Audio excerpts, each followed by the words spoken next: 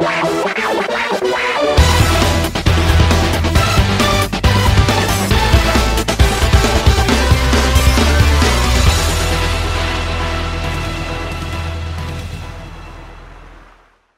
update on the Invader. Inside looks pretty good now. So those sideboards are glassed in completely. You can see here a little bit of stuff that I have to clean. But generally, that's rock solid. On the other side as well.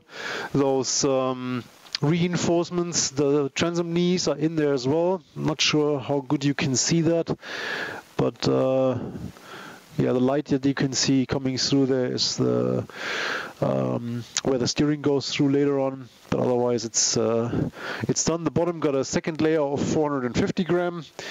Actually, a third layer of 450 gram. The outside looks pretty rough now, so no worries.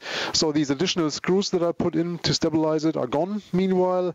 And what you can see here is epoxy filler, and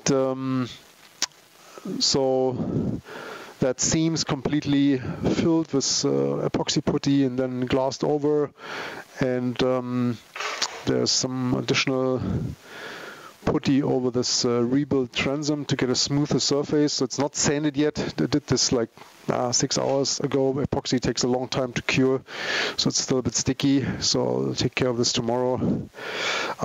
Another thing you may notice is that, I don't know if we talked about this before, but you can see that this drainage hole in the back is closed.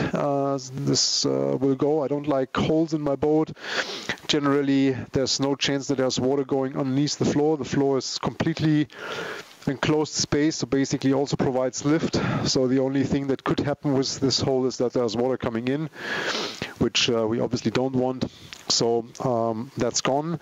The drainage hole for the oh my god, for this outboard basin, I don't know the English term right now, but anyway, so obviously there's a drainage hole in this that we're gonna drill in the end. And so all the small holes are filled, and yeah, so basically we start sanding now, and the seats are already in the upholstery shop, which is great. So Alvin's working on them, so there will be an extra video on how we make the seats and everything. I did an order the last couple of days, a couple of orders actually, for some remaining parts, a couple of switches for the dashboard. Yeah, small things basically. Found a rub rail actually. Yeah, rub rail is a good point. Actually can show you that maybe. Yeah, actually here it is. I was desperately looking for something reasonable, and I saw a couple of pictures on the internet where people use just stainless steel around it, which doesn't act as a bumper. That's why I didn't like it. So this is polyurethane, but chromed, and actually they say focus, and they say they give a 5-year warranty on that, so that the chrome's not going away, but it is kind of soft.